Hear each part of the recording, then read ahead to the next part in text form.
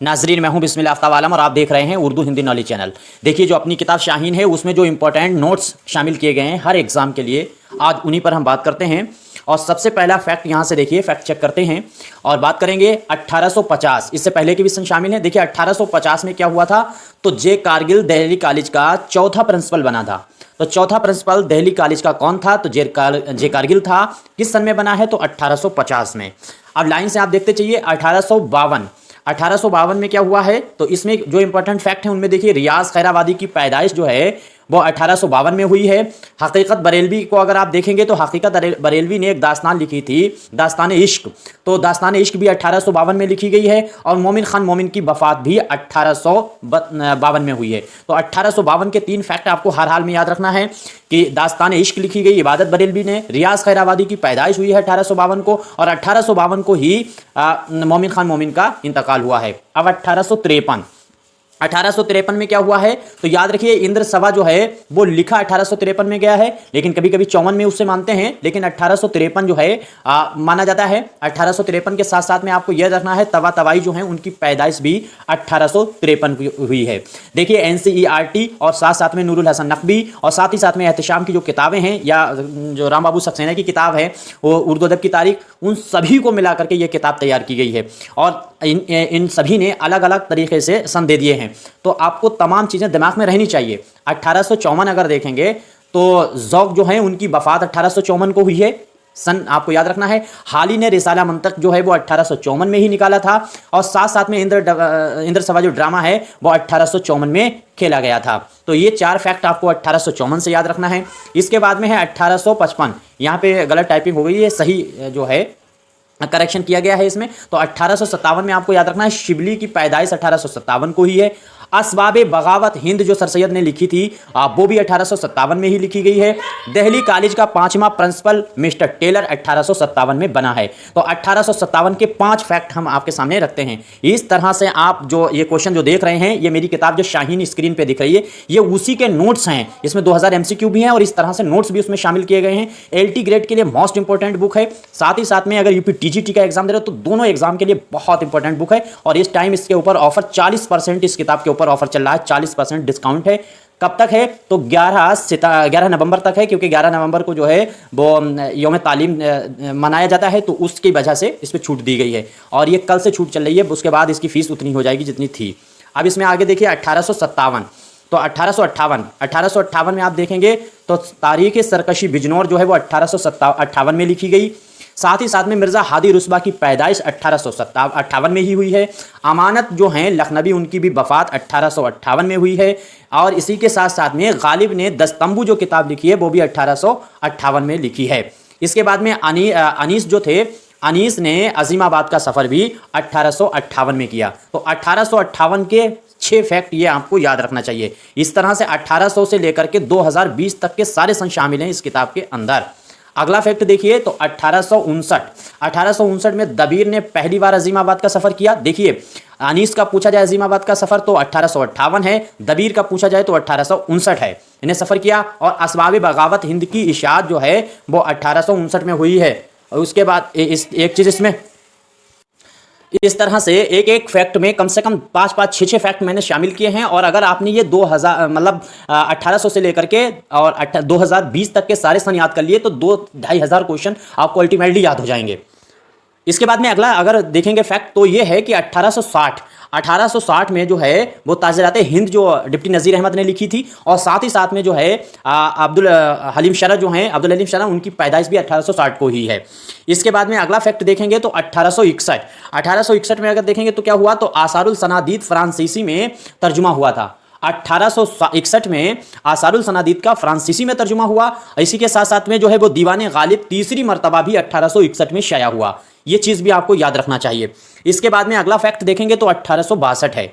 1862 में क्या हुआ है, तो जो सफ़ी लखनवी की पैदाइश है वो 1862 में हुई है। दीवाने गालिब चौथी मरतबा जो है वो शाया हुआ है 62 में। अब 63 अगर देखेंगे 1863, देखिए सारे सन के सामने फैक्ट लिखे हुए हैं और सारे इंपॉर्टेंट फैक्ट हैं। 1863 में अगर देखेंगे तो फसाना अजाइब जो है वो दूसरी बार शाया हुई थी। पहली बार 1824 में हुई थी। चूंकि मैं 1850 से इस वीडियो में बात कर रहा था, तो 1800 से अगर आप शुरू से देखेंगे तो उसमें सारे फैक्ट ये पहले निकल चुके हैं पीछे, और ये किताब में आपको सारी चीज़ें बहुत आसानी से मिले। और देखिए चैनल पे आप अगर जुड़े हैं तो इसमें करेक्शन और भी चीज़ें बढ़ रही हैं, लगातार हम रिसर्च कर रहे हैं, लगातार तहकीक कर रहे हैं, तो जो नई वीडियो आ रही हैं तो उनमें और भी इंपॉर्टेंट फैक्ट हम शामिल करते जा रहे हैं, तो वो भी सारी चीज़ें आपको ये फ्री मिलती रहेंगी। और बुक में आप लगातार रिवीजन कीजिए, क्योंकि बुक और वीडियो दोनों को आप देख करके ही यूपी टीजीटी और एलटी ग्रेड का एग्जाम क्रैक कर सकते हैं, यूं समझ लीजिए। तो 1863 में अगर देखेंगे तो दूसरी बार और साथ ही साथ में पांचवी बार दीवाने गालिब शाया हुआ है। देखिए 61, 62, 63 ये तीन लगातार फैक्ट हैं जो दीवाने गालिब तीसरी बार, चौथी बार और पांचवी बार इन्हीं सन में शाया हुआ है।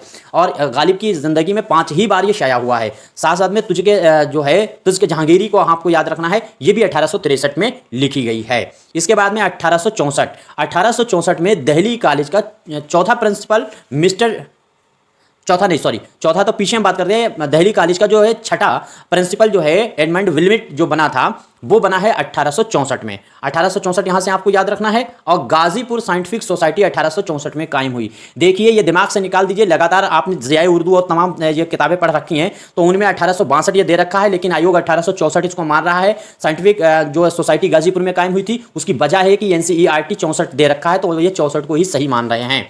ये चीज़ आपको याद रखना है। 1865 में अगर आप देखेंगे तो अंजुमन पंजाब कायम हुई है। अंजुमन पंजाब 1865 में कायम हुई है, तो आपको मालूम है। 1866 जो है 1866 जो है, इसमें नज़ीर